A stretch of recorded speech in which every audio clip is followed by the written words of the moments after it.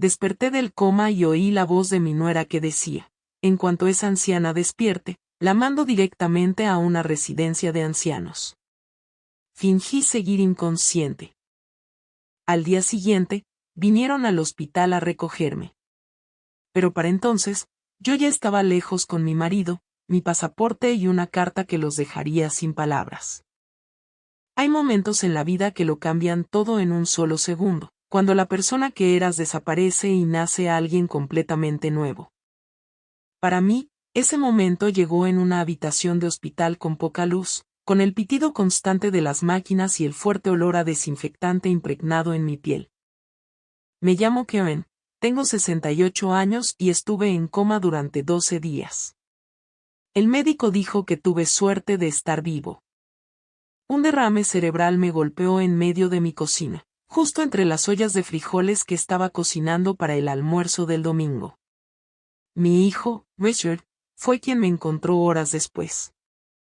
Al menos eso fue lo que me dijeron cuando recuperé la conciencia. Pero despertar no fue como en las películas. No abrí los ojos y pedí agua. Ocurrió lentamente, de forma difusa, como si estuviera nadando hacia la superficie desde el fondo de un lago profundo. Al principio, oí voces débiles. Entonces sentí el gran peso de mi propio cuerpo. Finalmente, con las pocas fuerzas que me quedaban, abrí los ojos lo suficiente como para ver la luz del pasillo que se filtraba por la rendija de la puerta. Creí que estaba sola hasta que oí esa voz. Era Vanessa, mi nuera, quien hablaba en voz baja por teléfono. Estaba de pie junto a la ventana, de espaldas, y su cabello rubio decolorado parecía perfectamente artificial bajo la luz fluorescente. Llevaba puesta la blusa de seda color burdeos que le regalé por su cumpleaños el año pasado. Está bien, cariño. No te preocupes, dijo con ese tono dulce que solo usaba cuando quería algo. El médico dijo que podría ser cualquier día de estos. Ya han pasado 12 días. Su cerebro está gravemente dañado. Mi corazón, que apenas se había calmado, comenzó a latir con fuerza de nuevo. Intenté moverme, hablar, pero mi cuerpo no respondía. Estaba atrapado dentro de mí mismo. Escucha, continuó Vanessa, con una voz repentinamente tan fría como una cuchilla. En cuanto muera esa anciana, venderemos la casa. Tiene un valor aproximado de $900,000. Podemos saldar nuestras deudas, comprar ese apartamento en la playa que te gusta y aún nos sobrará dinero para abrir la tienda. Cada palabra me hería. Y si no muere, se oyó la voz de Richard al otro lado del teléfono, débil, cansada, derrotada. ¿Y si se despierta? Vanessa se rió. Un sonido hueco y sin emoción. Entonces pasaremos al plan B, cariño. Ya hablé con el abogado que me recomendó tu primo. Si sufre daño cerebral, la declaramos legalmente incapacitada y tomamos el control de todo. Y si por algún milagro se despierta perfectamente bien, hubo una pausa tan larga que me heló la sangre. Entonces la enviaremos a esa residencia de ancianos a las afueras de la ciudad. Por $3,500 al mes, la mantendrán allí. De todos modos, ya ha vivido lo suficiente. El monitor cardíaco que estaba a mi lado empezó a pitar más rápido. Vanessa se sobresaltó, pero yo ya había cerrado los ojos. Oí el taconeo de sus zapatos al acercarse. Sentí su aliento con aroma a menta cerca de mi cara. Señora Karen, susurró. ¿Puedes oírme? No me moví. Ni siquiera respiré hondo. Me convertí en piedra. Después de lo que pareció una eternidad, oí sus pasos alejándose y la puerta cerrándose suavemente tras ella. En la oscuridad, con los ojos fuertemente cerrados y el corazón destrozado, tomé la decisión más importante de mi vida. No quería despertar. Al menos, todavía no.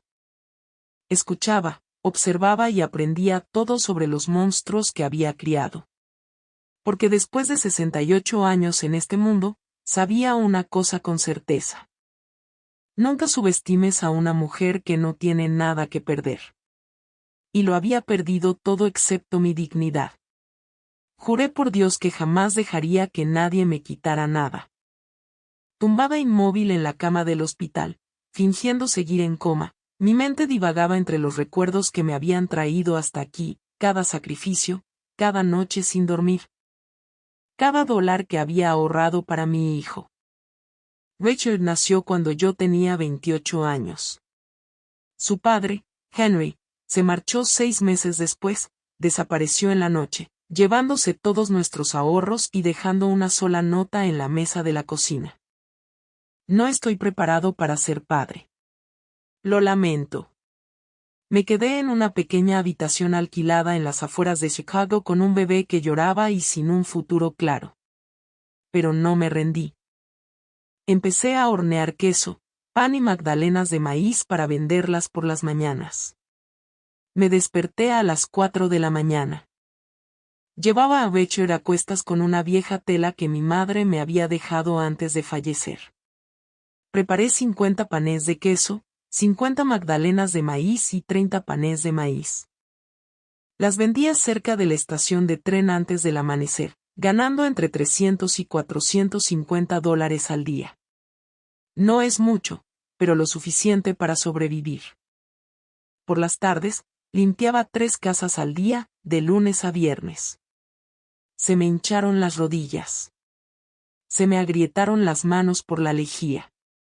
Me dolía la espalda cada vez que me ponía de pie. Pero cada vez que Richard me abrazaba me decía, «Te quiero, mamá».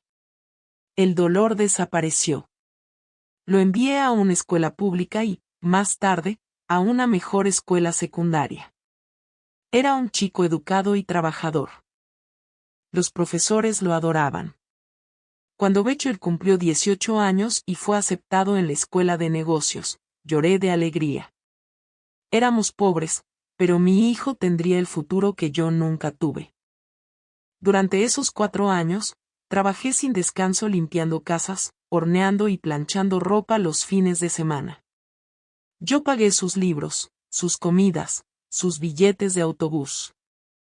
No tuve citas, no compré ropa nueva, no fui al cine ni a fiestas. Todo mi mundo giraba en torno a ese chico. Cuando se graduó, yo había ahorrado $450,000, fruto de 8 años de trabajo agotador y de una vida austera. Le di el dinero como pago inicial para un pequeño apartamento en las afueras. «Mamá, te prometo que te devolveré hasta el último centavo», dijo, con lágrimas en los ojos. «Ya verás que tendré éxito y cuidaré de ti». Nunca me devolvió ni un centavo, pero no me importó.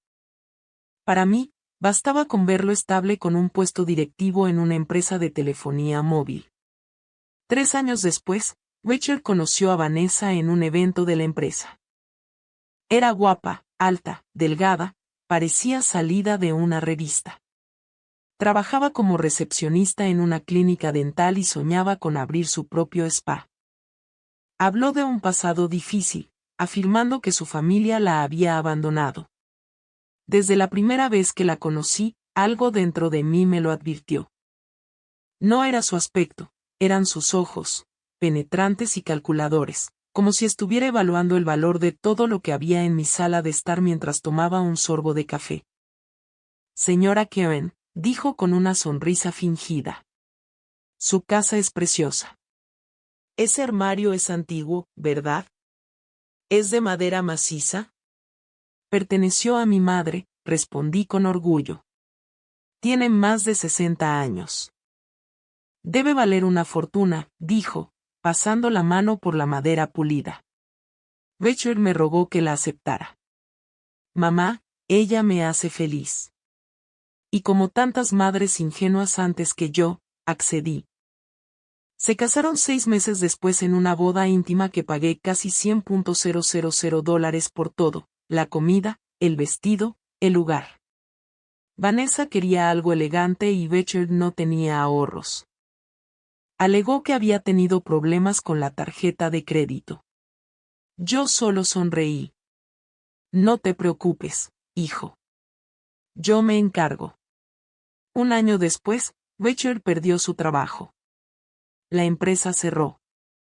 Cayó en una depresión y Vanessa empezó a quejarse, amenazando con irse si no encontraba trabajo pronto. Una noche, Richard me llamó llorando.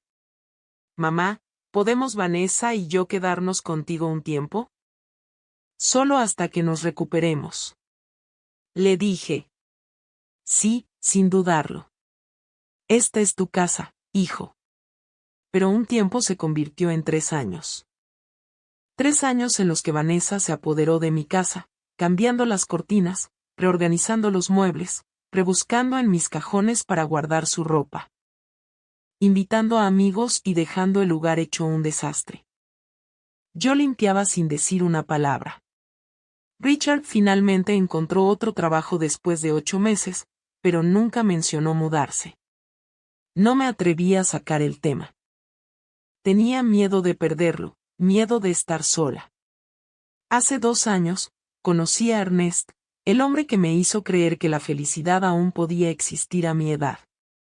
Pero esa es otra decepción, porque cuando finalmente encontré la alegría, fue mi propia familia la que me obligó a renunciar a ella. Durante los siguientes 5 días, permanecí inmóvil, fingiendo estar inconsciente. Cada segundo era una batalla para no abrir los ojos y gritarles a esos 2 traidores. Elegí el silencio para observar y aprender. En la segunda mañana, Vanessa llegó temprano con otra mujer. Pasa, Daniele, dijo. Ella no sabe nada. La voz de la mujer más joven temblaba. ¿Estás segura? Me siento fatal. Vanessa se rió. Oh, vamos. La anciana no se dará cuenta. Mírala. Prácticamente ya está muerta. Sus palabras me atravesaron, frías e indiferentes, como si hablaran del tiempo. Sentí que la cama se movía ligeramente. Vanessa estaba revolviendo el cajón de la mesilla de noche. El metal tintineó. Mira, su bolso ha estado aquí desde que la trajeron. Gracias a Dios que Richard fue lo suficientemente listo como para llevárselo a casa, dijo, seguido del sonido de una cremallera abriéndose.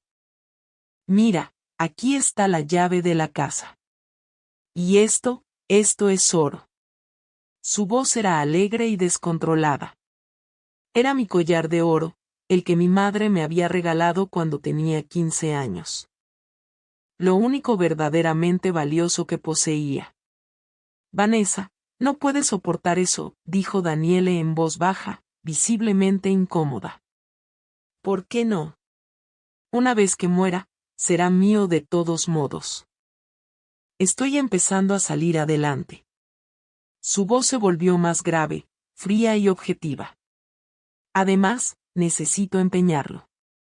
Tenemos que pagar las tarjetas de crédito o nos demandarán. Ya debemos $127.000.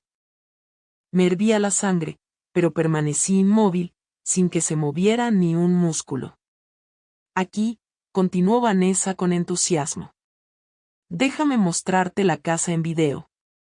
Tomé fotos por todas partes para preparar el anuncio. Oí el clic del teléfono, el sonido de una llamada. ¿Ves? Perfecto.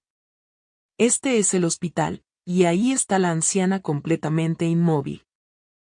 Richard dice que, aunque sobreviva, nunca volverá a ser la misma. Así que, da igual. Mi hijo, Richard, el niño pequeño al que una vez cargué a cuestas, vendiendo pan de queso todas las mañanas. El joven al que abracé y con el que lloré el día de su graduación. Ese mismo hijo ahora espera a que yo muera, o peor aún, a que viva como un cascarón vacío para poder quedarse con todo lo que poseo.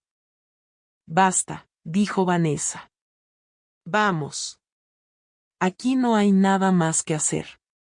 Las enfermeras saben que no volveré esta tarde. Tengo trabajo. Mentiras. Había renunciado a su trabajo 1 año y medio antes, alegando que estaba demasiado estresada y que necesitaba tiempo para encontrarse a sí misma. Mientras tanto, mi pensión mensual de $6.200 les permitía salir adelante. Se marcharon y me quedé allí tumbada, con el corazón latiendo tan fuerte que temía que el monitor me delatara, pero lo peor llegó esa noche. Cuando el hospital quedó en silencio, con solo los débiles murmullos provenientes del puesto de enfermería, la puerta de mi habitación se abrió con un crujido. Richard entró solo. Se sentó en la silla que estaba junto a mi cama. Escuché su respiración cansada. Por un breve e ingenuo instante, pensé que había venido a decirme que me quería o a disculparse. Pero no, sacó su teléfono y llamó. Buenas noches, abogado Freeman. Disculpen la llamada tan tarde. Este es Richard Moore, hijo de Karen Moore, el paciente que sufrió el derrame cerebral. Necesito hacerle algunas preguntas urgentes. Hizo una pausa de unos segundos y luego continuó. Le preguntó al abogado qué opciones tenía si yo despertaba con alguna discapacidad y qué pasaría si me recuperaba por completo. La respuesta no importaba tanto como el hecho de que mi propio hijo estuviera buscando maneras de controlar mi vida. Colgó el teléfono y se quedó en silencio. Entonces lo oí llorar, pero no por mí. Lloró por sí mismo, por sus deudas, por su vida desperdiciada. Lo siento, mamá, susurró. Ya no puedo soportarlo más. Vanessa tiene razón. Ya has vivido lo suficiente. Ahora es nuestro turno. Se puso de pie, me dio un beso frío y vacío en la frente y se marchó. Esa noche, en una habitación que rezumaba medicina y traición, abrí los ojos. Las lágrimas corrían por mi rostro, empapando mi almohada. No emití ningún sonido. Simplemente respiré en silencio. Y en esa oscuridad, nació una nueva mujer.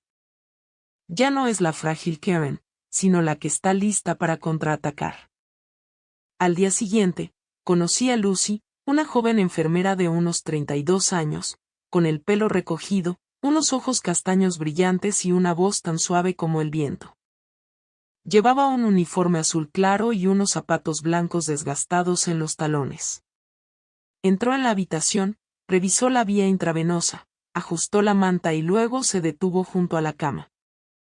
«Qué extraño», murmuró, mientras hojeaba la gráfica de monitorización. Las constantes vitales de la paciente son más estables cuando su familia no está cerca, pero cada vez que la visitan, su ritmo cardíaco se dispara y su presión arterial aumenta. Dejó de hablar y pude sentir su mirada fija en mí. No me moví. Lucy salió de la habitación en silencio, pero yo sabía que se había dado cuenta de algo. Durante toda la noche, intenté convencerme de que era mi imaginación y que la enfermera no sospecharía nada. Pero a altas horas de la noche, cuando el hospital estaba en silencio, mi puerta se abrió con un crujido. Alguien entró y me tomó la mano con delicadeza. Siguió un suave susurro.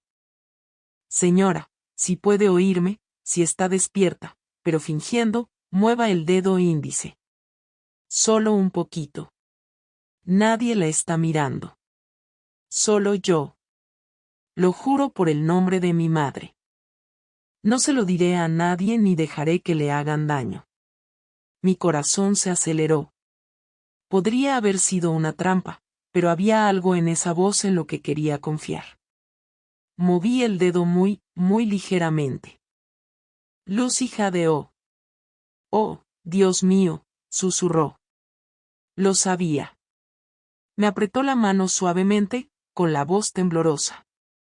Señora, no sé qué está pasando, pero llevo trabajando aquí 10 años y sé cuando algo anda mal. Los signos vitales no mienten. Estás consciente y tienes una razón para fingir.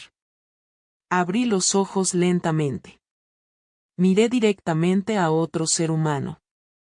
Lucy se inclinó hacia mí, con la compasión brillando en sus ojos. Por favor, dije con voz ronca. Ayúdame. Miró a su alrededor y luego susurró. ¿Qué necesitas? ¿Estás en peligro? Las lágrimas corrían por mi rostro. Mi familia quiere que me muera. Quieren todo lo que tengo. Hijo mío, mi voz se quebró, un sollozo se me atascó en la garganta. Lucy me rodeó con sus brazos. Un extraño. Pero en ese momento, ella se convirtió en mi ancla. Me dejó llorar en su hombro, acariciándome suavemente el pelo como una hija que consuela a su madre. Está bien, susurró ella. Respira. Ya estás a salvo. Yo te ayudaré. ¿Por qué? Pregunté cuando pude hablar de nuevo. ¿Por qué ibas a ayudarme? Ni siquiera me conoces. Lucy estaba sentada en el borde de la cama, con los ojos llenos de una tristeza silenciosa. Porque hace 5 años, mi abuela pasó por lo mismo. Ella sufrió un ataque al corazón. Y mientras ella yacía aquí mismo en este hospital, su hijo menor, mi tío Andrew, la engañó para que firmara unos papeles que, según él, eran formularios de consentimiento para el tratamiento. Ella confió en él y firmó sin leer. Lucy se secó una lágrima que le rodaba por la mejilla. Cuando salió, no tenía nada. Había vendido su casa, se había llevado todos sus ahorros, $320,000, y la había dejado alquilando una pequeña habitación por lástima. Murió 2 años después, no de enfermedad, sino de pena. Nunca me he perdonado por no haber estado allí para protegerla. Me tomó la mano con fuerza. No dejaré que eso te pase. Dime qué necesitas y te ayudaré, pero tienes que confiar en mí. Desde ese momento, Lucy se convirtió en mi aliada, mi ángel de la guarda. Durante los 2 días siguientes, ella se convirtió en mis ojos y mis oídos. Siempre que Vanessa olvidaba el suyo en casa, me traía un teléfono, escondía un cargador en el bolsillo de su uniforme. Me ayudaba a hacer llamadas breves cuando nadie miraba y siempre se quedaba vigilando la puerta. Fue Lucy quien me dijo que había oído a Vanessa hablando por teléfono con una amiga sobre la venta de mis pertenencias.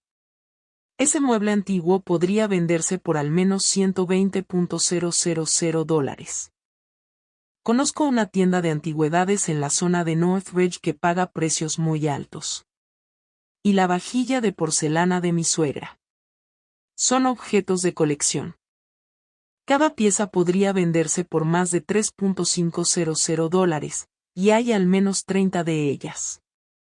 Lucy también escuchó la llamada telefónica de Richard. Sí, señor abogado, he hablado con el tasador. Si vendemos rápido, la casa podría alcanzar un precio de unos $800,000. Una ganga teniendo en cuenta la ubicación.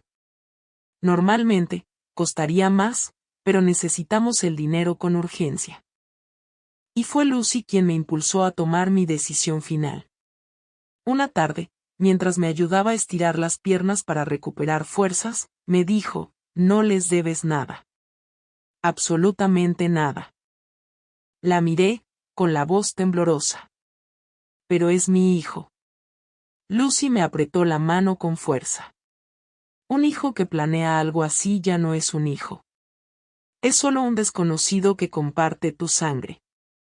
Todavía te tienes a ti misma, tu dignidad, tu vida y 68 años de duro trabajo. Nadie tiene derecho a quitarte eso, ni siquiera él. Esa noche tomé la decisión más difícil de mi vida. Lucy, le dije, necesito tu ayuda con una cosa más, una muy importante. Tengo que irme de este lugar sin que nadie se entere, y tiene que ser pronto antes de que sea demasiado tarde. Lucy asintió lentamente. ¿Tienes algún sitio a donde ir? ¿Alguien que pueda ayudarte? Cerré los ojos y apareció una imagen, un rostro que había intentado olvidar durante 2 años. Un hombre de cálidos ojos marrones y una sonrisa amable que una vez me hizo sentir viva de nuevo. Sí, susurré. Creo que sí. Entonces dime su nombre, dijo Lucy, sacando su teléfono. Yo lo llamaré por ti. Respiré hondo. Ernest Pauven. Su número está en mis favoritos. Lucy encontró el nombre y me entregó el teléfono con las manos ligeramente temblorosas. Pulsé el botón de llamada. 3 anillos. 4. Luego su voz. Hola. Tras 2 años de silencio, 2 años de anhelo, 2 años de arrepentimiento por haber priorizado la aprobación de mi hijo sobre mi propia felicidad, susurré, Ernest. Soy yo, Karen. Te necesito. Ernest había llegado a mi vida 2 años y 4 meses antes, en un lugar tan común que nadie habría imaginado que allí comenzaría algo extraordinario. Un mercado de agricultores los sábados por la mañana en Charleston. Estaba recogiendo pimientos cuando me lo encontré. Su lista de la compra se cayó al suelo y yo dejé caer mi bolsa de aguacates. Los comestibles rodaron por todas partes y ambos nos agachamos para recogerlos. Nuestras manos rozaron la misma pimienta. Lo siento mucho, dijo con una amplia sonrisa. Estaba caminando y leyendo mi lista, no estaba prestando atención a dónde iba. Solté una carcajada de verdad, una que no había tenido en años. Está bien. Yo también tenía prisa. Debería haber estado prestando atención. Nos pusimos de pie al mismo tiempo. Tenía 71 años entonces, pero aún lucía fuerte y elegante. Su cabello plateado estaba cuidadosamente peinado, sus ojos marrones eran cálidos y penetrantes, y sus grandes manos estaban callosas por toda una vida de trabajo. Llevaba un suéter gris y unos vaqueros limpios. ¿Me dejarías invitarte a un café?, preguntó sinceramente. Debería haber dicho que no, pero esa sonrisa lo hizo imposible. Fuimos a un pequeño café en la esquina, pedimos 2 tazas de café con leche caliente y un plato de pasteles que él insistió en pagar.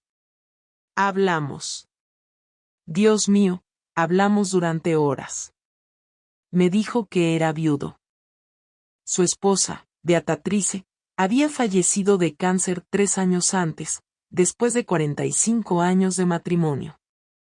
Tenía 2 hijas casadas que vivían en Seattle y había trabajado como profesor de historia y matemáticas en una escuela secundaria. Ahora, vivía de una pensión de unos $4,200 al mes, más algunos ahorros. Tengo una casita en la costa de Carolina del Sur, dijo, con los ojos brillantes. La compré hace 15 años, cuando mi esposa todavía vivía. Es pequeño, pero el jardín es precioso. Beatriz solía plantar lavanda por todas partes. No he vuelto desde que ella murió. Me da miedo lo vacío que se sentirá. Le conté fragmentos de mi historia, no toda, pero lo suficiente. Sobre Richard, sobre criarlo sola, sobre mis años de duro trabajo y la casa que construí con sudor y lágrimas.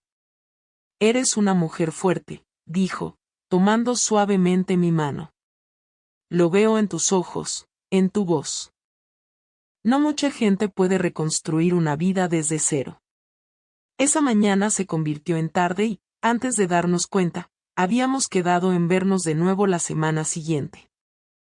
Y luego la siguiente, y la siguiente. Durante 6 meses, nos veíamos todos los sábados paseando por el parque, comiendo pasteles de los puestos callejeros, visitando el pequeño museo. Y él siempre me traía girasoles de la estación de tren porque sabía que eran mis favoritos. Le horneaba pan de queso porque echaba de menos la comida casera. No había prisa, ni presión, solo paz, hasta el día en que me besó bajo el árbol de flores moradas del parque. Los pétalos caían a nuestro alrededor como lluvia. En ese beso, redescubrí algo que creía perdido para siempre. Esperanza. Karen, dijo, con la voz temblorosa. Los somos viejos. La vida nos ha golpeado a ambos, pero quiero estar contigo, no solo como amiga. Quiero llamarte todas las mañanas, verte, abrazarte. Quiero que seas mi compañera. Lloré de alegría. A los 66 años, pensé que el amor ya no tenía cabida en mi vida. Pero él me hizo creer de nuevo. Sí, dije. Yo también quiero eso. Esa noche, se lo conté a Richard. Pensé que se alegraría por mí, pero su reacción me destrozó. ¿Tienes novio? Se burló. Mamá, tienes 66 años. ¿No te parece ridículo? Para nada, respondí. Ernest es amable, culto, trabajador. Es dueño de su casa. Tiene un ingreso estable. Vanessa intervino, sin levantar la vista del teléfono. Ay, por favor. Quiere tu casa. Los viejos solitarios siempre encuentran viudas con propiedades de las que vivir. Eso no es cierto, dije, conteniendo la ira. Tiene una casa en la costa de Carolina del Sur. Richard se rió burlonamente. ¿Una casa en la playa? Probablemente una choza. Eres ingenua. Te está utilizando y no queremos tener nada que ver con eso. Vanessa añadió fríamente. ¿Qué crees que dirá la gente? Una mujer de 66 años paseando por la ciudad con un anciano. Es vergonzoso. No me importa lo que piense la gente, dije. Pero el tono de Richard se endureció. Deberías preocuparte porque también nos conocen. No voy a dejar que hagas el ridículo en esta casa. Esta es mi casa, dije, con la voz temblorosa. El ambiente se volvió denso. Tienes razón, dijo Richard con sarcasmo. Si quieres convertir este lugar en una pensión para hombres solitarios, adelante. Pero cuando se vaya, te arruinarás. No vengas llorando a mí. Él y Vanessa se marcharon furiosos, dando un portazo. Antes de irse, me dirigió una mirada de suficiencia. Esa noche, lloré hasta el agotamiento. A la mañana siguiente, cuando Ernest me llamó para invitarme a desayunar, le dije que no podía volver a verlo. ¿Por qué, Karen? ¿Hice algo mal? No, Ernest. No es tu culpa. Pero mi hijo no lo acepta. No puedo perderlo. Es todo lo que tengo. Me tienes a mí, dijo, con la voz quebrándose. Susurré. Lo siento. Luego colgué.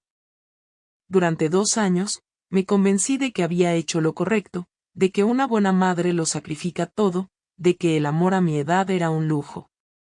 Pero tumbada en esa cama de hospital, al oír su voz de nuevo, me di cuenta de que mi mayor error había sido elegir la falsa gratitud de mi hijo por encima de mi propia felicidad. Karen, ¿eres tú de verdad? La voz de Ernest temblaba al otro lado del teléfono. Dios, dijeron que estabas en coma. ¿Estás bien? ¿Dónde estás? Estoy en el hospital del sur de la ciudad. Ernest, necesito tu ayuda. Tengo que salir antes de que sea demasiado tarde. Voy para allá ahora mismo. No, lo interrumpí. No puedes venir. Richard y Vanessa no pueden saber que estoy despierta. Están esperando a que muera para quedarse con la casa. Al otro lado, oí un profundo suspiro. ¿Qué necesitas, mi amor? Sea lo que sea, lo haré. Lucy me apretó la mano mientras Ernest escuchaba por teléfono. Entre los tres, un plan comenzó a tomar forma, un plan para mi segunda vida, para mi silenciosa venganza. Los 2 días siguientes fueron los más intensos de mi vida. Seguí fingiendo estar en coma mientras Lucy y Ernest coordinaban cada detalle como agentes secretos en una película. Pero antes de poder irme, necesitaba saber exactamente qué estaban planeando.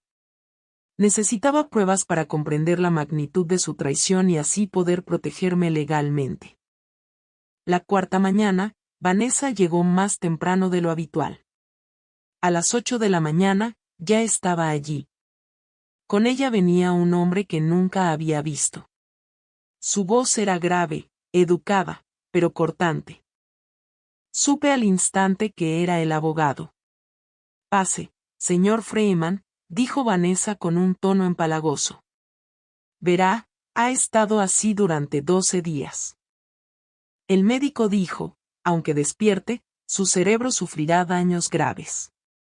¿Dijo eso exactamente el doctor?, preguntó el abogado. No con esas palabras, pero todo el mundo lo sabe, respondió Vanessa con naturalidad.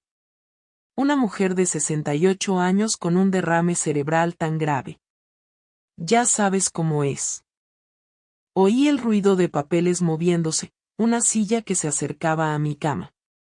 Señora Vanessa, dijo el abogado, entiendo su urgencia, pero permítame ser claro. Si la señora Karen despierta y está completamente lúcida, no hay forma legal de quitarle sus derechos de propiedad sin su consentimiento. ¿Pero qué pasa si tiene daño cerebral?, preguntó Vanessa, con voz casi esperanzada.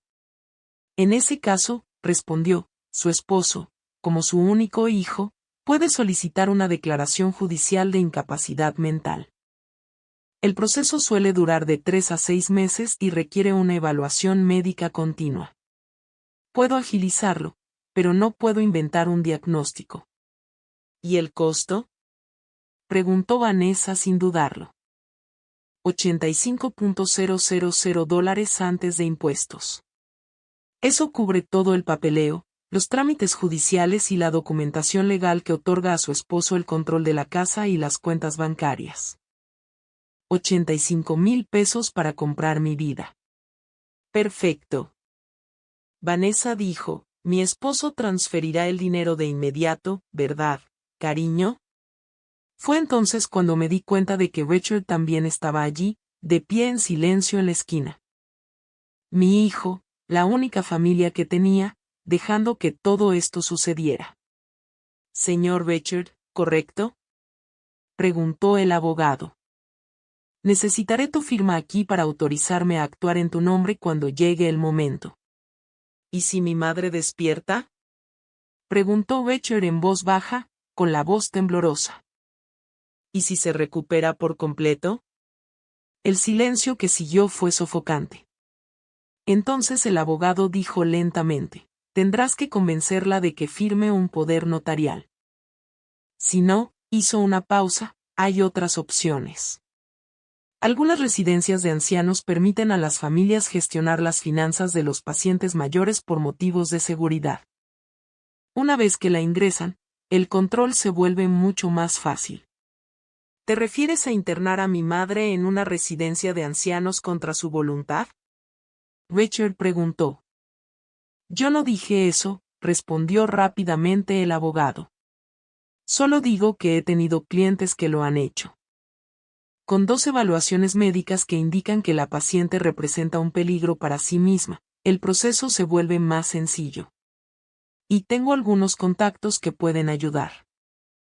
Vanessa rió, con la voz temblorosa de emoción. Dios, esto suena como si estuviéramos tramando un crimen. Solo queremos proteger los bienes familiares. Por supuesto, dijo el abogado, y eso es exactamente lo que haremos. Pero recuerde, discreción absoluta. Si los vecinos o parientes notan algo sospechoso, todo se derrumba. No hay nadie, dijo Richard. Mi madre no tiene hermanos. Sus padres se fueron hace mucho tiempo y no tiene amigos cercanos. Siempre ha estado sola. Mentiras. Solía tener vecinos, un grupo de la iglesia, amigos del mercado de fin de semana, pero me han aislado de todos en los últimos 3 años. Perfecto. El abogado dijo, entonces no hay problema. Ahora bien, en cuanto a la venta de la casa, una vez que se transfiera la propiedad, podremos ponerla a la venta de inmediato. Ya tengo un comprador dispuesto a pagar unos $800,000 en efectivo y cerrar la operación en menos de un mes. ¿Solo 800? Vanessa preguntó. ¿No valía más bien cerca de 900.000? Sí, pero si vendes rápido sin que haya un propietario con quien negociar, el precio suele bajar entre un 10 y un 15%. Y mi cliente está pagando en efectivo, sin intermediarios. ¿Cuánto recibes? Richard preguntó. Mis honorarios son del 8%, unos $64.000, más los $85.000 correspondientes a los servicios legales. Eso deja a los dos con unos $650.000 netos. Mi casa. El resultado de 40 años de trabajo, noches sin dormir, manos agrietadas, rodillas doloridas, todo reducido a un número que ellos podían repartir. ¿Y los muebles? Vanessa preguntó. Ahí está ese mueble antiguo que vale $120.000, la colección de porcelana. Puede venderlos usted mismo, interrumpió el abogado. Yo solo me encargo de la propiedad, pero actúen rápido antes de que alguien se pregunte a dónde fue la señora Karen. Justo en ese momento, Lucy entró con una bandeja que contenía medicamentos. Su voz era tranquila y profesional. Disculpen, necesito revisar la vía intravenosa del paciente y reponer los líquidos. Por favor, salgan un momento. Por supuesto, dijo Vanessa, poniéndose de pie. Ya hemos terminado. Nos vemos en la cafetería de abajo para firmar los papeles. Los tres se marcharon. La puerta se cerró con un clic y abrí los ojos. ¿Lo grabaste? Susurré. Lucy sacó su teléfono. La pantalla mostraba un archivo de audio de casi 20 minutos de duración. Todo, dijo, sonriendo triunfalmente. Cada palabra. Gracias a Dios, Lucy, dije con la voz quebrada, con los ojos llenos de lágrimas. Apartó el teléfono disimuladamente y fingió examinarme por si acaso alguien volvía. Señora Karen, susurró. Ernest llamó. Todo está listo. La ambulancia privada, el formulario médico firmado por 2 doctores que confirman que estás completamente consciente y un billete de autobús para mañana por la mañana a las 10 de la mañana. A su casa en la costa de Carolina del Sur. Dijo, todo está preparado para recibirte. Mi corazón se aceleró. ¿Y la carta? Pregunté. Aquí tienes, dijo Lucy, sacando un sobre marrón de su bolsillo. Le escribí exactamente como me dictaste, 3 páginas. Tomé el sobre con manos temblorosas. Dentro estaba el informe completo, todas las conversaciones que había escuchado, el nombre del abogado, las fechas y horas, y la evidencia financiera. La cuenta que le había dado a Richard para emergencias. Ahora vacía de $89.000 en 6 meses gastados en restaurantes de lujo, ropa de diseñador y un televisor de $42.000 colgado en su sala de estar. La carta terminaba con la cláusula que había decidido. La casa se transferiría a un fideicomiso bajo mi control, y a mi muerte, todos los bienes se donarían a una fundación que apoya a mujeres mayores necesitadas. Richard recibiría nada. Mañana por la tarde a las 2, dije, cuando vengan para su visita habitual, entrégales esta carta. Ni un minuto antes. Necesito al menos 6 horas para escapar. Entendido, dijo Lucy. A las 2 en punto, ni un minuto antes. Esa noche, dejé de fingir. Por primera vez en 5 días, me incorporé, con el cuerpo dolorido, pero lleno de vida. Usé el teléfono de Lucy para llamar a Ernest. Sácame de aquí mañana por la mañana, dije con firmeza. No puedo soportarlo más. Estaré allí a las 6 de la mañana, respondió. La ambulancia, los papeles, todo está listo. Karen, nunca debí haberte dejado ir hace 2 años. Esta vez, nada nos separará. Prometo. Colgué el teléfono y me quedé tumbado mirando al techo blanco.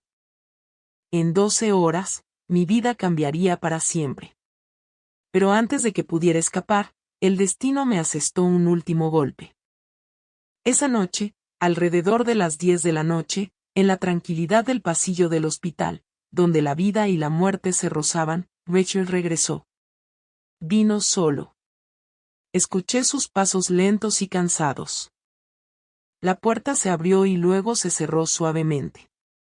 Se sentó junto a mi cama en silencio durante varios minutos. Su respiración pesada e irregular sonaba como la de alguien que había estado llorando.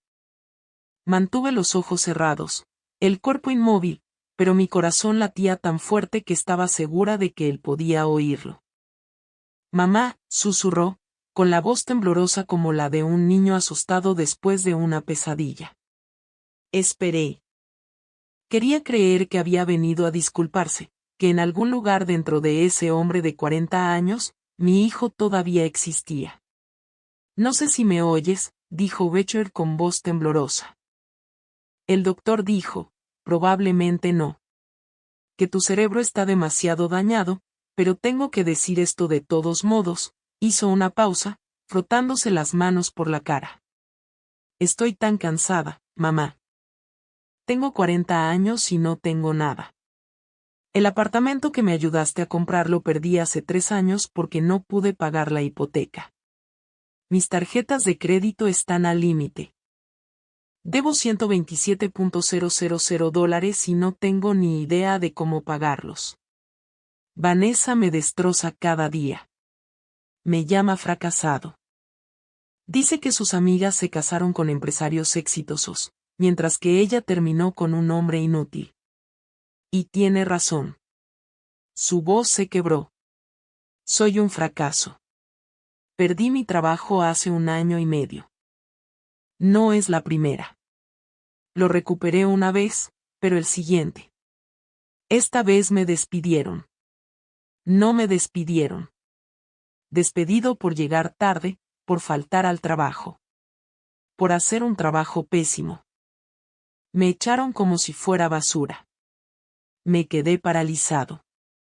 No sabía nada de eso. No te lo dije porque me daba vergüenza. Continuó.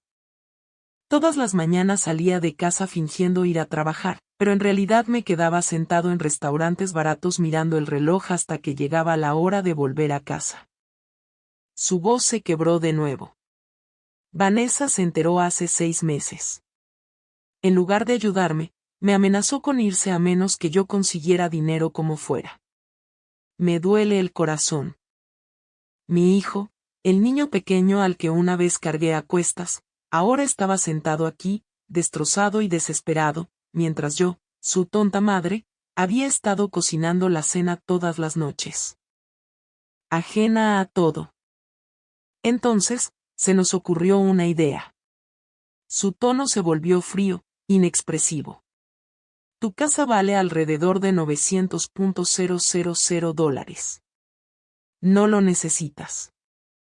Vives solo, apenas usas tu pensión, no viajas, no disfrutas de nada, no tienes amigos, no tienes vida. Simplemente existes. Y nos estamos ahogando. Algo dentro de mí se hizo añicos. Luego tuviste el derrame cerebral. Continuó, y lo primero que pensé, Dios mío, perdóname, fue que era una señal, como si el universo estuviera diciendo que había llegado el momento. Que tu tiempo había terminado y que esta era nuestra oportunidad. Las lágrimas corrían por mi rostro sin control. Pero ahora estás aquí tumbado y no sé qué hacer. Una parte de mí, la parte que todavía es tu hijo, quiere que despiertes, quiere abrazarte, decirte que lo siento, prometerte que cambiaré. Pero la otra parte, la parte cansada, asustada y enfadada, guardó silencio. La pausa se prolongó insoportablemente. Esa parte simplemente quiere dejar las cosas como están. Los latidos de mi corazón retumbaban en mi pecho. El médico dijo que hay un 60% de probabilidades de que, si despiertas, tengas daño cerebral permanente. necesita cuidados de por vida. Vanessa dice que eso sería una tortura para todos, incluso para ti. Ella dice, si no despiertas en unos días, deberíamos decirle al médico que no te reanime si tu corazón se detiene. Mi hijo acababa de firmar mi sentencia de muerte. Ya lo firmé, mamá, susurró. Ayer, la orden del DNR. El médico me preguntó 3 veces si estaba segura. Yo dije, sí. Le dije, eras una mujer orgullosa, que preferías morir antes que vivir dependiendo de los demás. No podía respirar. Sentía como si me estuvieran aplastando los pulmones. Perdóname, continuó, con la voz quebrándose. Perdóname por ser débil. Por no ser el hijo que merecías. Perdóname por todo. Presionó sus labios contra mi frente, un beso frío y vacío. Solía amarte. Realmente hice muchísimas cosas. Luego se fue. Yacía allí en la oscuridad, con las lágrimas empapando mi almohada y el corazón hecho pedazos. No podía moverme, no podía pensar, solo sentía un dolor tan profundo que me quemaba. La niña que había criado, protegida de todo daño, se había ido. En su lugar se sentó un extraño, desesperado, débil, pero lo suficientemente cruel como para dejarme morir con tal de salvarse a sí mismo. Alrededor de las 3 de la madrugada, cuando el dolor se volvió insoportable, marqué temblorosamente el número de Ernest. Karen, ¿qué te pasa? ¿Estás bien? No, susurré, con la voz temblorosa. No lo soy. Tengo que irme de aquí mañana por la mañana, en serio, antes de que sea demasiado tarde. Todo está listo, mi amor. 6 de la mañana.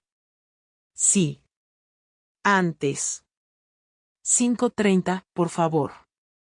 ¿Qué pasa, Karen? Me estás asustando. Mi hijo firmó una orden de no reanimación. Si mi corazón se detiene, los médicos me dejarán morir. En serio. Me van a dejar morir. Al otro lado, hubo silencio. Luego, una respiración profunda. Estaré allí a las 5:30 en punto. Lo juro por todo lo sagrado. Nadie te tocará. Nadie. Colgué y me acurruqué en la fría cama del hospital.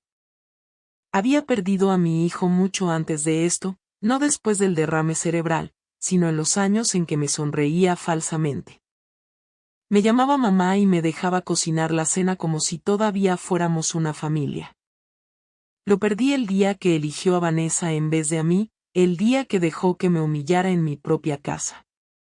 El día que decidió que yo era una carga en vez de la mujer que lo había sacrificado todo por él. Y eso de noche, en el silencio de la habitación, con el monitor cardíaco emitiendo un pitido constante como un recordatorio de traición, tomé mi decisión. Ya no era su madre. No le debía nada. Ni amor, ni lealtad, ni perdón. A partir de mañana, Karen Mo viviría para sí misma. Después de 68 años, finalmente me elegiría a mí misma. Y esa elección comenzaría con la huida. El despertador de Lucy sonó a las 5 de la mañana. Aunque ninguna de las dos habíamos dormido, entró en la habitación a las 5:10, vestida con su uniforme y con una pequeña mochila. Sus ojos estaban llenos de determinación. «Lista, señora Karen», susurró, cerrando la puerta tras de sí. «Lista», respondí, aunque mi voz aún temblaba. Lucy sacó un conjunto sencillo, un pantalón deportivo gris, una sudadera con capucha y zapatillas. «Cámbiate rápido. El señor Ernest estará aquí en 15 minutos». Me puse de pie, con las piernas temblando después de días en la cama. Lucy me sostuvo. Lentamente, con cuidado. Me cambié, con las manos torpes, el corazón latiendo con fuerza. Adrenalina. Me ató el pelo en una coleta y me puso la capucha. Perfecto. Pareces alguien que acaba de visitar a un paciente y se dirige a casa. A las 5:25, el teléfono de Lucy vibró con un mensaje de Ernest. Estoy en el estacionamiento. Ambulancia blanca, lista. Es hora, dijo Lucy, apretando mi mano. ¿Recuerdas el plan? Lo recuerdo. Salimos al pasillo. Estaba casi vacío. Solo una enfermera en el mostrador, concentrada en el papeleo. Lucy habló en su tono normal. Voy a llevar a la señora Karen Moe al baño. Vuelvo en 5 minutos. La enfermera saludó sin levantar la vista. Caminamos hacia el ascensor. Cada paso se sentía interminable. Temía que en cualquier momento alguien gritara, sonara una alarma o aparecieran Richard y Vanessa. Las puertas del ascensor se abrieron vacías. Lucy pulsó el botón del sótano inferior. La zona de ambulancias está en el nivel B2. Hay menos gente a esta hora, explicó. Las puertas se cerraron. El corazón me latía con fuerza en el pecho. Cuando se abrieron, el aire frío del aparcamiento me golpeó la cara. El olor a gasolina y desinfectante se mezclaba en el aire. 3 ambulancias esperaban. Una con las luces encendidas. Esa, señaló Lucy. Las puertas traseras se abrieron. Ernest salió, y cuando lo vi, se me llenaron los ojos de lágrimas. Llevaba una chaqueta vaquera, el pelo plateado peinado con esmero, los ojos marrones brillantes. Karen, me llamó suavemente, corriendo hacia mí. Cuando me abrazó, todo el dolor, el miedo y la traición de los últimos días salieron a flote. Lloré en su hombro, y él me abrazó como si temiera que pudiera desaparecer. Lucy estaba de pie junto a la ventana, sosteniendo un sobre marrón. La señora Karen Moe recibió el alta esta mañana a las 5:30. El silencio inundó la habitación. ¿Qué? ¿Dado de alta? La voz de Richard tembló. Estaba en coma, dijo el médico. Se equivocaban, interrumpió Lucy. Tu madre se despertó hace 5 días, completamente alerta y consciente. Ella optó por mantenerlo en secreto. Vanessa se acercó, apretándole la mano con fuerza, con un tono cortante. Eso es imposible. ¿Quién aprobó la baja? Somos su familia. Nadie puede moverla sin permiso. Tu madre es adulta y legalmente competente. Ella no necesita el permiso de nadie. Lucy entregó el sobre. Esto incluye sus certificados médicos firmados por 2 especialistas independientes. Richard lo tomó, con la mano temblorosa. Dentro, junto con los certificados, había algo más, mi carta. Comenzó a leer en voz alta, y su voz se debilitaba con cada línea. Richard y Vanessa, si están leyendo esto, significa que me he ido. Que te engañé del mismo modo que tú intentaste engañarme a mí. Durante 5 días, fingí estar inconsciente para poder escuchar tu plan para matarme. Sí, mátame. Porque una orden de no reanimar es simplemente una sentencia de muerte envuelta en lástima. Escuché cada palabra, cada sonido, cada plan. Vanessa, te oí decir que después de que muriera la anciana, venderías mi casa por $900,000 para pagar las deudas e irte de vacaciones a Florida. Te oí revolviendo cajones, revisando papeles, tasando muebles como si fueran mercancía en un mercadillo. Richard, te oí hablar con el abogado Freeman sobre declararme mentalmente incompetente por los $85,000 que gastarías para robarme el resultado de 40 años de mi vida. Te oí llorar, no por mí, sino por tu deuda. Te oí firmar la orden que instruye a los médicos a dejarme morir si mi corazón se detiene. Incluso sé que estás gastando $89,000 en 6 meses con la tarjeta de emergencia que te di en restaurantes de lujo, ropa de diseñador y un televisor de $42,000. ¿Qué clase de emergencia era esa, hijo mío? ¿Tu ego, tu orgullo o tu miedo al juicio de tu esposa? Lo más doloroso fue lo que dijiste anoche cuando confesaste que estabas cansado. Que eras un fracaso y que querías dejar que la naturaleza decidiera que yo ya había vivido lo suficiente y que ahora era tu turno. Esas palabras me destrozaron el corazón, pero también me abrieron los ojos. El hijo bondadoso que conocí ya no existe. Tal vez desapareció cuando conociste a Vanessa, o tal vez incluso antes. No sé. Pero ahora sé una cosa con certeza. Ya no eres mi responsabilidad. La casa de Chicago que tanto deseas nunca será tuya. Esta mañana, una vez concertada la firma ante notario, transferí la propiedad a un fideicomiso irrevocable. Soy el único administrador fiduciario mientras esté vivo. Cuando fallezca, todo irá a parar a la Fundación Hope Haven, una organización benéfica que ayuda a mujeres mayores necesitadas. Las antiguas cuentas bancarias están cerradas. Abro cuentas nuevas con un nombre diferente y contraseñas que nunca sabrás. Mi pensión de $6,200 irá allí cada mes. Adjunto las grabaciones de su conversación con el abogado Freeman, los extractos de la tarjeta de crédito que prueban el fraude, los certificados médicos que confirman mi competencia. Los documentos fiduciarios y una orden de alejamiento que le prohíbe acercarse a menos de 500 yardas. Si la infringes, serás arrestado inmediatamente. Richard, durante 40 años fuiste mi mundo entero. Te di todo, incluso lo que no tenía. Trabajé hasta el agotamiento para que tú pudieras tener una vida mejor. Y a cambio, me traicionaste. No espero que comprendas este dolor.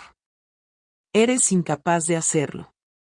Pero necesitas saber esto. Te perdono. No porque te lo merezcas, sino porque necesito paz. El perdón cierra este capítulo de mi vida. Pero perdonar no significa olvidar, y desde luego no significa dar permiso. A partir de hoy, tú no tienes madre y yo no tengo hijo. Somos simplemente dos extraños que una vez compartimos sangre y un nombre. Vanessa, nunca me caíste bien, pero siempre te respeté como la esposa de mi hijo. Ahora me doy cuenta de que mis instintos eran correctos desde el principio. Eres frío, calculador y hábil para controlar a los débiles, y lo conseguiste. Convertiste a mi hijo en alguien a quien ya no reconozco. Espero que los $800,000 con los que soñabas hayan valido la pena, porque ese es el precio que le pusiste a mi vida y jamás verás ni rastro de ella. Ahora tienes dos opciones. Primero, acepta este resultado con la poca dignidad que te queda y reconstruye tu vida. O bien, intenten encontrarme, acosarme o llevarme a juicio. Si eliges la segunda opción, recuerda esto. He enviado copias de todas las pruebas a 3 abogados diferentes, uno en Chicago, otro en Charleston y otro en Denver. Si me ocurre algo, ya sea un accidente o un fallecimiento repentino, todo irá directamente a las autoridades. También he grabado un video detallado que explica todo lo que hay dentro de una caja fuerte, con instrucciones sobre cómo acceder a ella. Si algo sucede, no me busques. No me llames. Ya no existo. Asume las consecuencias de tus propias decisiones. Atentamente, Karen Moore, la mujer que finalmente aprendió a elegirse a sí misma.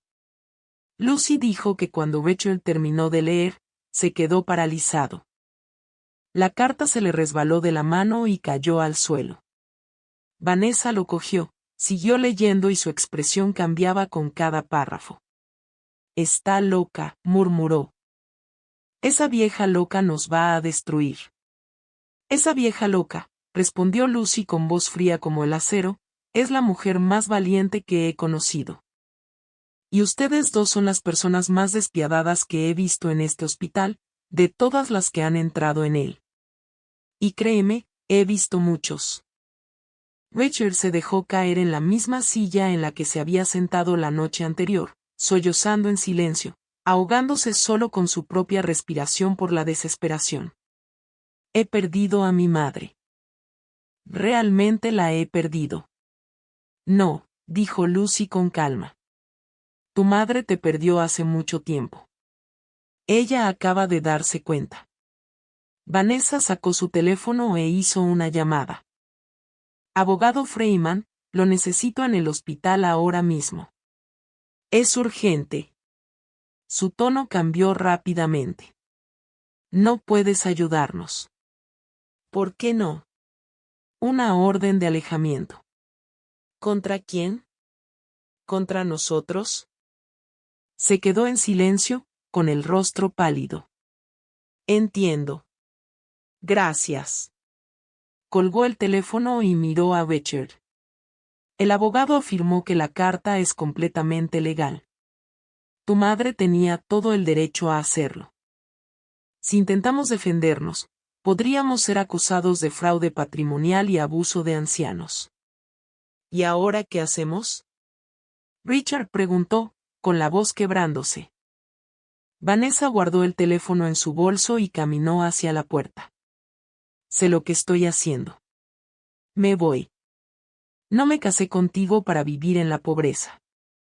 Me casé contigo porque me prometiste una vida cómoda y ahora no tienes nada, ni siquiera la herencia de la que tanto presumías. Vanessa, por favor. No, se acabó. Me voy a quedar con mi prima en Dallas. En cuanto a ti, ocúpate de tus propios problemas. Ella se marchó, dejando a Richard sentado en la habitación vacía, rodeado por las ruinas de su vida. Lucy contó que él se quedó sentado mirando la carta caída durante casi una hora, luego la recogió, la dobló con cuidado y salió del hospital como un fantasma.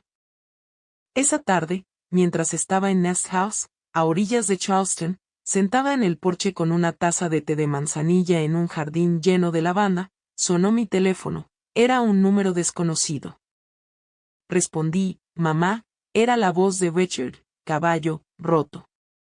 Me quedé en silencio, escuchando. Sé que no merezco que me escuches, pero tengo que decir esto. Tenías razón en todo. Soy un fracaso, un cobarde, un hijo terrible, y tendré que vivir el resto de mi vida sabiendo que casi maté a la única persona que me amó de verdad por dinero. El silencio era denso. Luego se oyeron sus sollozos ahogados. No estoy pidiendo perdón. Sé que no me lo merezco. Solo quiero que sepas que lo siento. Ojalá pudiera volver atrás y hacer las cosas de otra manera, ser mejor persona. Entonces se cortó la comunicación. Me quedé quieto, contemplando el cielo estrellado sobre la costa, sintiendo que algo extraño surgía en mi pecho. No es perdón, todavía no, pero tal vez la paz empieza a encontrar su camino hacia mí. Han pasado 3 meses desde que escapé de ese hospital. 3 largos meses que parecieron 3 años, como 3 vidas enteras. Ahora estoy sentada en el porche de Ernest, con una taza de chocolate caliente en la mano, mientras el sol de la tarde baña el jardín repleto de flores. En la cocina, Ernest tararea una vieja canción de amor mientras cocina. El aroma a sopa de camarones y arroz caliente impregna la pequeña casa de 2 habitaciones donde he vuelto a encontrar la paz. La casa está pintada de un suave color beige, con suelos de baldosas rojas que crujen bajo los pies y amplias ventanas que dejan entrar la brisa marina y la luz del sol. El jardín de su difunta esposa ha vuelto a la vida. He plantado menta, perejil y tomates cherry. Los primeros días fueron difíciles. No podía dormir, me sobresaltaba cada vez que sonaba el teléfono, aterrorizada de que Richard me encontrara. Pero Ernest fue paciente. Me abrazó cuando lloré, me escuchó mientras le contaba mi dolor, mi culpa y mi confusión. Él nunca juzgó, nunca dijo, ya te lo dije. Una noche, mientras estábamos sentados bajo las estrellas, me dijo, el amor de una madre nunca desaparece, Karen. Puedes poner límites. Puedes protegerte, pero siempre existirá como una cicatriz que ya no duele, solo permanece. Tenía razón. En la segunda semana, Lucy llamó con noticias. Vanessa se había ido de verdad. Se había mudado a Dallas para vivir con su prima y, según los rumores, estaba saliendo con un ingeniero adinerado. No perdió el tiempo. Mientras tanto, Rachel tuvo que irse de mi casa. Sin apoyo económico, sin Vanessa, no podía pagar las facturas. Le cortaron la luz. Luego el agua, los vecinos empezaron a quejarse. Finalmente, el juzgado lo desalojó. No tenía derecho legal a quedarse. Oí que ahora alquila una pequeña habitación en las afueras, reparte comida en bicicleta y gana menos de $60 al día en las mismas calles por las que antes conducía su coche de lujo. Lucy esperó mi reacción, tal vez esperando alegría, pero todo lo que sentí fue tristeza. ¿Estás bien?, preguntó. Estoy bien. Es que sigue siendo mi hijo. Aunque ya no forme parte de mi vida, no puedo ser feliz viéndolo sufrir. Eso es lo que te hace mejor que él, dijo Lucy en voz baja. En mi primer mes en Charleston, propuso Ernest. Era una tarde tranquila. Estábamos regando el jardín cuando de repente se arrodilló, le crujió la rodilla y sacó de su bolsillo un sencillo anillo de oro blanco. Karen Moore, dijo con ojos cálidos. Hemos perdido demasiados años y hemos sufrido demasiado. Déjame pasar contigo el tiempo que nos quede, sea largo o corto, con tal de que estemos juntos. Rompí a llorar, pero de alegría. Sí, dije. Sí, 1000 veces. Sí. 2 semanas después, celebramos una pequeña boda en el juzgado de Charleston. Solo 2 vecinos fueron testigos. El señor Stephen, de 75 años, que vende pasteles en el mercado, y la señora Ruth, de 70 años, que prepara el mejor pastel de coco que he probado en mi vida. Lucy viajó desde Chicago para ser mi dama de honor. Llevaba un sencillo vestido color marfil que compré en el mercado por $850. Ernest llevaba puesto su único traje gris, el de su primera boda, hace 48 años. Nada de eso importaba. Fue el día más feliz de mi vida. Después de la ceremonia, cenamos en casa. Sopa de camarones, arroz, frijoles y el pastel de coco de la señora Ruth. Comimos, reímos y bailamos al son de la guitarra del señor Stephen. Esa noche, tumbada junto a Ernest, mirando al techo de madera, le pregunté, ¿crees que soy mala persona por haberme alejado de mi hijo? Me tomó de la mano. No, no te alejaste de él. Él se alejó de ti hace mucho tiempo. Simplemente dejaste de ser el salvavidas cuando intentó arrastrarte hacia abajo. Sigues siendo su madre y él sigue siendo tu hijo. Pero ser madre no significa borrarte a ti misma. Ser madre significa amar, pero también enseñar. Y a veces la lección más difícil es dejar que alguien enfrente el peso de sus propias decisiones. Tenía razón, como siempre. 2 meses después, encontré un nuevo propósito. La señora Ruth me invitó a unirme a un grupo de mujeres mayores en el centro comunitario. Se hacen llamar las guerreras plateadas. Somos 12, de entre 60 y 78 años, todas viudas, abandonadas o traicionadas, pero todas sobrevivientes. Empezamos a hacer artesanías para vender en el mercado. Yo les enseñé a hacer muñecas de tela con ropa vieja. Otras enseñaron bordado, tejido, pintura sobre madera. Con nuestras ganancias, comenzamos a ayudar a mujeres mayores de la comunidad que estaban pasando apuros. También comencé a impartir clases de cocina tradicional, primero en la cocina comunitaria. Luego, con la ayuda de la sobrina de la señora Ruth, que estudió medios de comunicación, empezamos a grabar. Llamamos al canal La Cocina de Karen. Compartía recetas de buñuelos de maíz, sopa de camarones, guiso de frijoles y pasteles de queso, junto con las historias detrás de cada plato. Los consejos que me enseñó mi madre y recuerdos de los años en que vendía pasteles de queso para sobrevivir. El canal creció lenta pero constantemente, de 100 suscriptores a 1000. Ahora tenemos 47.000. No es nada comparado con los grandes canales, pero para mí lo es todo. Cada comentario me llena el corazón de alegría. Mi abuela solía hacer esto. Tu receta me hizo llorar de nostalgia. Gracias por preservar la tradición. En solo unos meses, el canal ganó más de $8.500 en ingresos publicitarios, suficiente para complementar mi pensión y vivir cómodamente sin depender de Ernest. Hace 3 semanas, recibí un mensaje en Instagram de una joven de unos 30 años. Señora Karen, no sé si verá esto, pero su canal salvó mi relación con mi abuela. Tiene 72 años y, después de que mi abuelo muriera, cayó en depresión. Dejó de cocinar, se fue fuera, dejó de vivir. Un día puse tu video y sus ojos se iluminaron. Ahora todos los domingos cocinamos tus recetas juntos y vuelve a reír. Gracias por traer de vuelta a mi abuela. Lloré al leerlo porque finalmente entendí algo.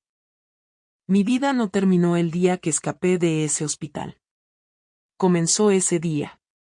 Ayer, exactamente 3 meses después de mi escape, mi teléfono volvió a sonar. Un número desconocido de Chicago. Contesté, con el corazón acelerado. Mamá, era la voz de Richard, ronca y débil. No colgué. Solo escuché. Sé que no debería llamar. Sé que hay una orden de alejamiento, pero tengo que decir esto. Encontré un trabajo de verdad en un almacén. No es mucho, $720 cada 2 semanas, pero es un trabajo honesto. Alquilé una habitación pequeña y limpia. Estoy viendo a un terapeuta en el centro de salud comunitario de forma gratuita. Estoy tratando de ser una mejor persona. Hizo una pausa. No llamo para pedir perdón. No pido nada. Solo quiero decir que lo que lo hiciste, por muy doloroso que fuera, por mucho que me destrozara, tenías razón. Fue lo único que me obligó a tocar fondo y despertar. Fui un hijo terrible, un hombre horrible. Ahora pasaré el resto de mi vida enmendando mis errores, no contigo, porque sé que no me quieres en tu vida, sino con el mundo viviendo mejor, haciendo las cosas mejor. Mi voz tembló al responder, me alegro de que estés bien, Richard. ¿De verdad estás bien, mamá? ¿Eres feliz? Miré alrededor del jardín cubierto de bugambillas, la acogedora casa y a Ernest en la cocina preparando la cena. Mi nueva vida, pacífica y plena. Sí, hijo. Soy feliz. Por primera vez en muchos años, soy verdaderamente feliz. Escuché su silencioso suspiro. Me alegro de que te lo merezcas, mamá. Dudó un momento y luego preguntó, ¿crees que tal vez algún día, en un futuro lejano, podríamos volver a hablar? No como antes, sé que eso ya pasó, sino como 2 adultos que se respetan. Pensé por un momento, tal vez, Richard, algún día, cuando ambos hayamos sanado, cuando hayas demostrado no con palabras, sino con acciones, que realmente has cambiado. Entonces tal vez podamos compartir una taza de café y hablar como 2 adultos. Gracias, mamá. Eso es más de lo que merezco. Cuídate, hijo. Tú también, y te quiero. Aunque ya no tenga derecho a decirlo.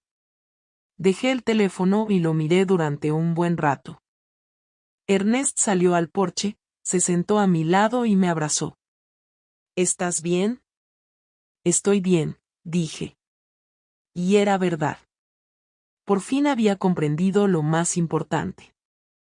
Perdonar no significa olvidar ni permitir que alguien te vuelva a lastimar.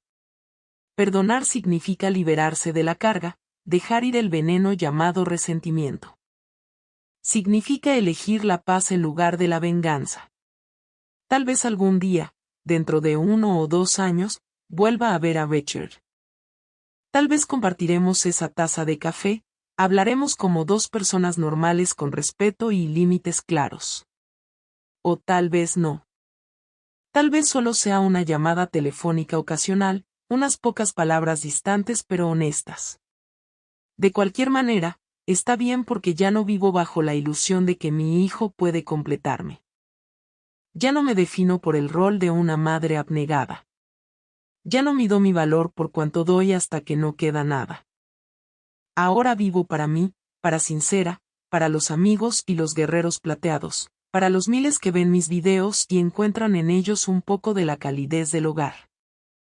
Tengo 68 años y finalmente he aprendido la lección más grande de mi vida. Nunca es demasiado tarde para empezar de nuevo. Nunca es demasiado tarde para elegirte a ti misma.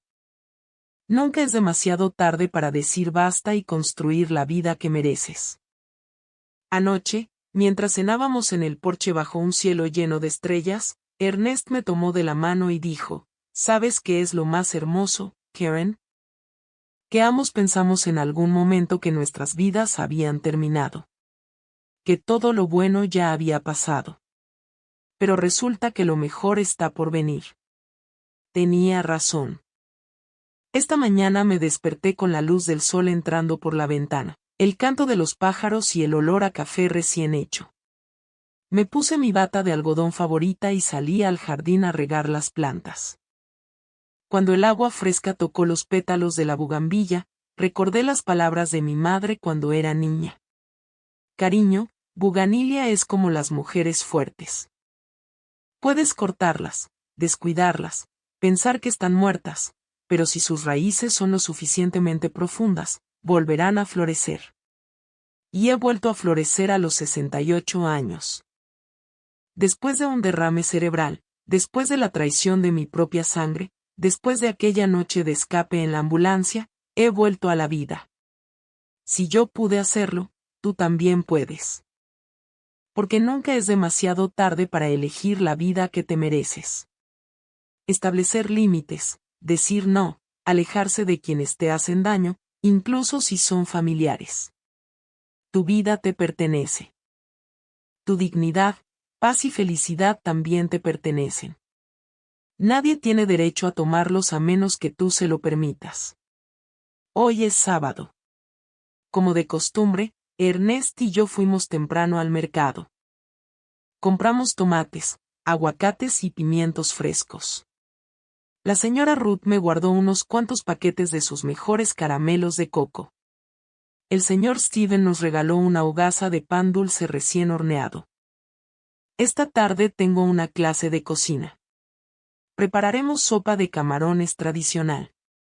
Y esta vez, les contaré la historia de mi madre, quien me enseñó la receta cuando tenía 10 años.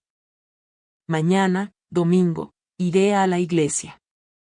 No porque sea profundamente religiosa, sino porque me encanta la sensación de formar parte de una comunidad, cantar himnos, pertenecer a algo más grande que yo misma. El próximo lunes, los guerreros plateados comenzarán un nuevo taller de bordado. Fabricaremos paños de cocina para vender en la feria el mes que viene. Esa es mi vida ahora. Sencillo, pacífico, lleno de significado y amor genuino. Si alguien me preguntara si todo el dolor y la traición que comenzaron cuando escuché a Vanessa conspirando para matarme en ese hospital valieron la pena, diría que sí. Porque ese dolor me enseñó algo que nunca había comprendido del todo. Ese amor por los demás nunca debe ir en detrimento del amor propio. Ser una buena persona no significa ser un felpudo. Puedes amar a alguien y aún así protegerte. La verdadera riqueza no se trata de lo que posees. Se trata de aquello que te niegas a dejar que otros te roben. Tu dignidad, tu paz y tu derecho a la felicidad. Nadie te los puede quitar a menos que tú se lo permitas. Y nunca más lo haré. Y espero que tú tampoco lo hagas, porque la vida es demasiado corta para vivir de rodillas. Si esta historia te conmovió, si te hizo reflexionar sobre tu propia vida y tus relaciones, déjame un comentario y dime desde dónde me estás escuchando. Haz clic en el botón me gusta si crees que nunca es demasiado tarde para volver a empezar y suscríbete para escuchar más historias de mujeres que se eligieron a sí mismas. Porque todos merecemos florecer.